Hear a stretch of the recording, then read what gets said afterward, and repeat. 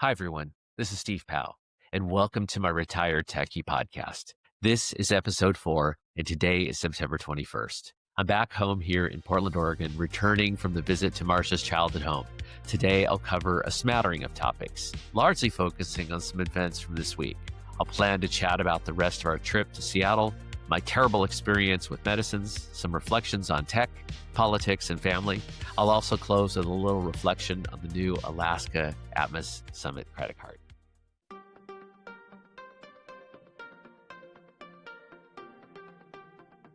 A few of you asked about all the stuffed animals in the background of my podcast last week, and yes, they were all Marcia's. Last Tuesday, after Marcia went through her own little ceremonies to say goodbye to her friends, we dropped the stuffed animals off at a nonprofit called Jubilee.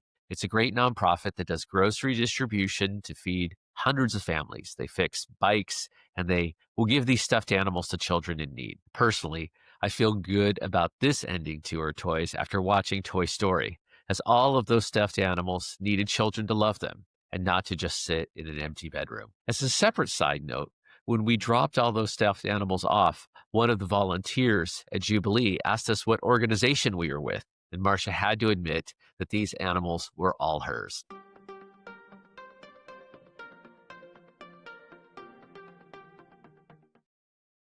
Well, I can declare that the project of backing up all of Marcia's legacy vinyl is now done.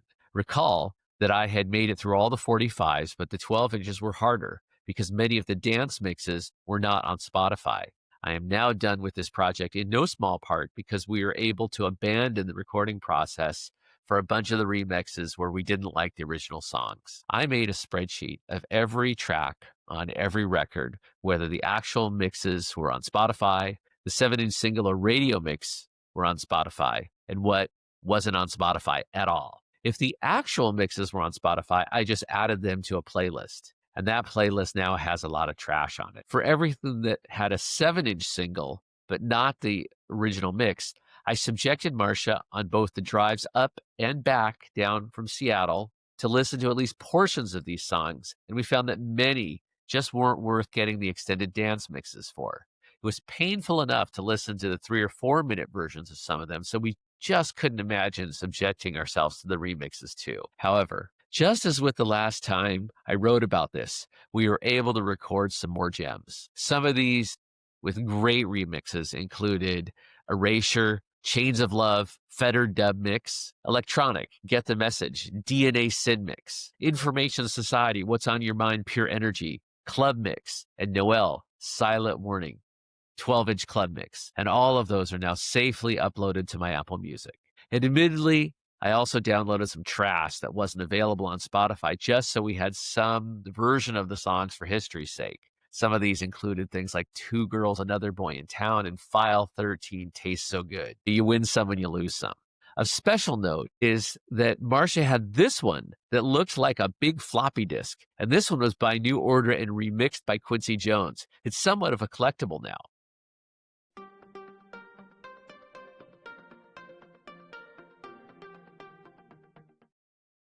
Unfortunately, I got a new nephrologist right as I have been approaching a threshold for kidney disease. She's very nice and very responsive, but we tried out a medicine that I have not been reacting to.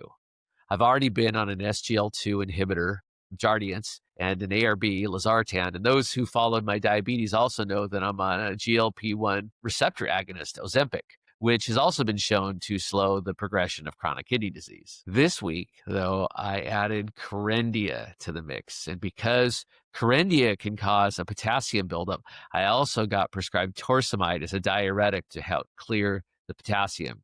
And after just a couple of days on this regimen, I got wiped out. The good news is that my blood pressure went down. The bad news, it was actually too much. My body was reacting by raising my pulse rate, and it's been running high since. I have been since in contact with a doctor. In addition to forcing myself to drink a lot of fluids, I'm staying off the drugs until things return to normal. So we'll resume with half the new medicine dosages to, titrate the drugs. In the meantime, though, I have been super weak. Normally Marcia and I walk everywhere, But even this week, a walk to our favorite hunt, Abigail Hall, which is less than a mile away, was totally tiring for me.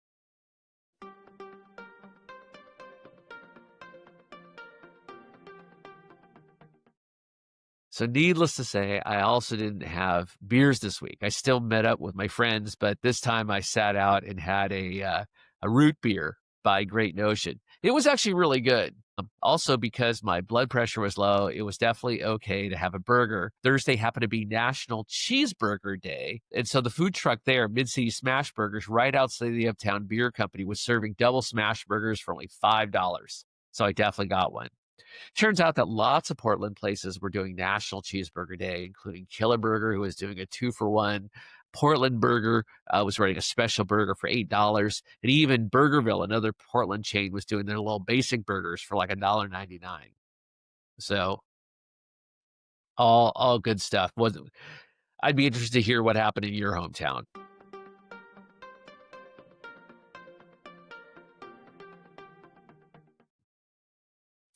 At least now really being able to kind of leave the house and do outings gave me time to reflect on how screwed up some different identity security is. You may remember I've written in the past about different two-factor authentications. For example, LinkedIn has you verify with a new device. The MIT app makes you do a duo push. I'm a big fan of what Google and others are doing with passkeys that uh, that you can store with your associated hardware device alongside your fingerprint ID or Face ID. Microsoft, though, did something a little bit goofy, which I got to reflect on this time, and they actually support this a little differently. What Microsoft 365 does to support passkeys is they don't let you store a passkey for each of your device. Like I have them on Windows and Mac for Google.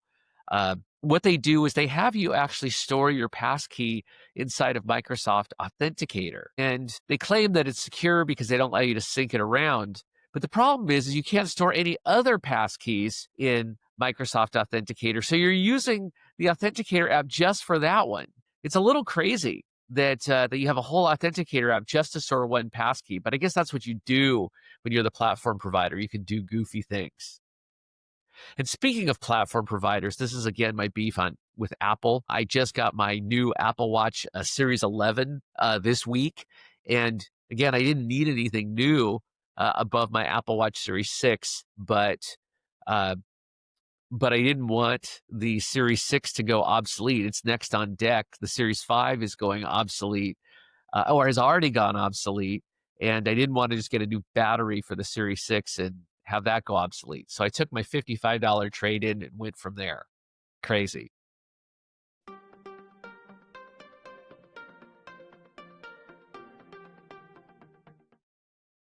Speaking of crazy, I didn't really want to get into too much about the Charlie Kirk killing and the response. And the intention here is not to rehash the Charlie Kirk controversy. No, I didn't agree with the guy. I also agree that he shouldn't have been shot.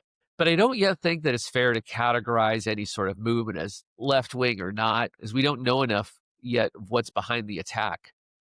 Moreover, I don't think of Charlie Kirk as any sort of martyr. His is one voice among many, and I do believe that it's important for voices to be heard within some limits. And by limits, what I mean is that I don't believe in extremes like libel. I don't believe in freedom of child pornography. I think everybody's against that. I also believe that national security presents situations where it's just not reasonable to talk about everything openly. But in general, as a science geek, I'm bias toward free speech. I learned, for example, at MIT that people like Galileo were punished by the Catholic Church for promoting a heliocentric model at the time, really stating that the earth revolved around the sun, and for publishing that and for making fun of the Pope for his outdated views. Galileo was banned from publishing and confined to house arrest for the rest of his life. And clearly that didn't age well with history. And there was a legitimate scientific pondering inquiry at the time. Recall that Tycho Brahe, who Galileo never met, proposed that the sun revolved around the earth and that other planets simply revolved around the sun. And it turns out that that wasn't really too far off from the observations that people had at the time, because nobody at the time ever imagined that stars were as far away as they are from Earth. And the instrumentation at the time was simply not sensitive enough to detect the parallax effect as the Earth was actually revolving around the sun. So again, while we're not talking about a geocentric model of the Earth, what we are sort of there as a society, we're all trying to figure out the right way to live. And what's clear in this modern era is that we have seen our current social experiment result in an erosion of family, community, and faith. We've also allowed economic liberalism to create crushing inequality and the concentration of wealth and power. And populist movements are posing a problem as people's rights are being taken away. So there's some argument for the state to play a larger role in setting rules to foster stronger communities, more equality and values that ensure we look after other people and not just ourselves. And of course, I believe that these issues could be addressed without the white supremacy, corruption, racism, and kinds of zero sum thinking that are associated with our current leadership. But there is some discussion to be had.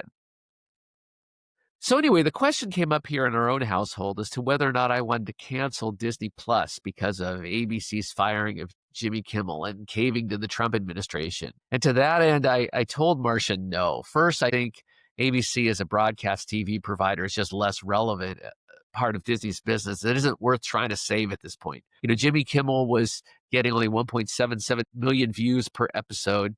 He has 20 million subscribers on his YouTube channel. At a personal level, Jimmy Kimmel might be better off anyway outside of ABC. John Oliver makes $30 million a year from HBO, and Howard Stern makes $100 million a year from SiriusXM. So, there just might be a lot more relevance outside the broadcast ecosystem anyway.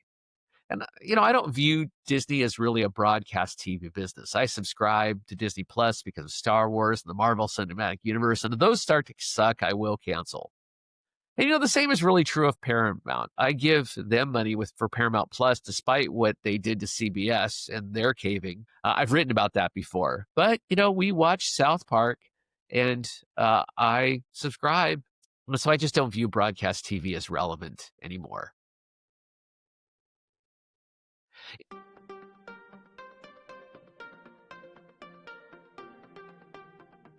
In talking about post-liberalist values, it also makes me glad to not be raising my own family right now. I had conversations with two of my friends this week that are squarely millennials in their late 30s and both with young kids. It reminds me, my mom used to say of Gen X that she didn't envy us. Before us, she claimed that life was a lot simpler. For example, women of my generation had so many choices between work and career, and it was too easy to feel either way like you just sucked at life. For the women, it was like having a good family and feeling like you were sacrificing your career, or having a good career and feeling like you were sacrificing family, or maybe you were just doing both not as well as you felt you could have.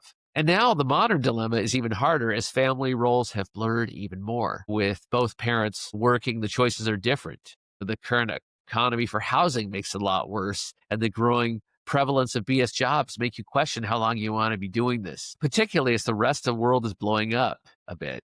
And I get that we're at a weird crossroads because of the demographic bulge we're seeing right now with pressures in the housing market and the job market alike. And we'll just have to see if the pressure just subsides as these millennials age out.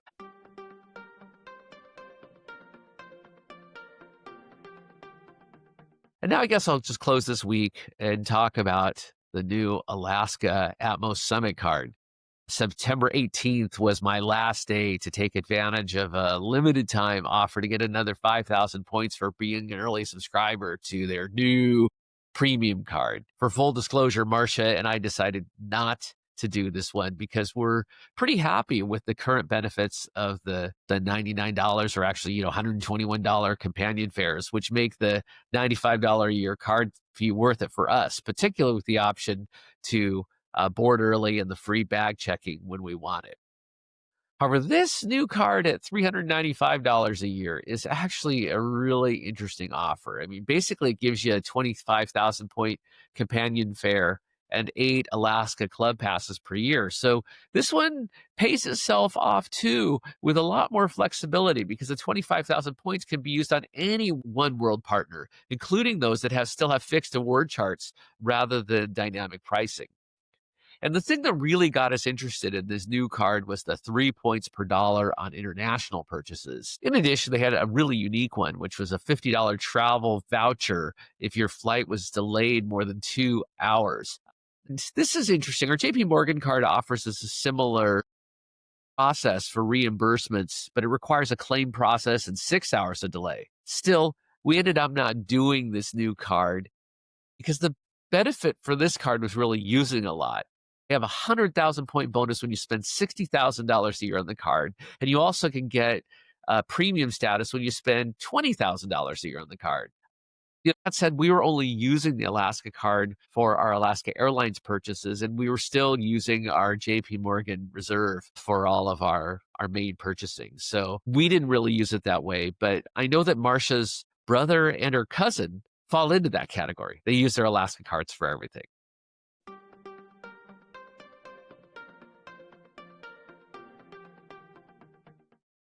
Okay, so that's it for this week. Thanks to all of you for providing the encouragement for me to keep this up. Candidly, I'm still wondering if this is something I still want to be doing. I love the opportunity to express myself and to have conversation with friends, and getting on camera and recording this is a lot easier than just sitting down and writing. The problem is that once I hit stop on this recording, there's still work to do to get this video edited, to post it, and so forth. With the blogs, I would just finish, hit submit, and then close my laptop. And I'm noticing this in particular today. I've not been running at 100%. I told you about the meds. So wish me luck this week. Thanks again for joining. See you next week.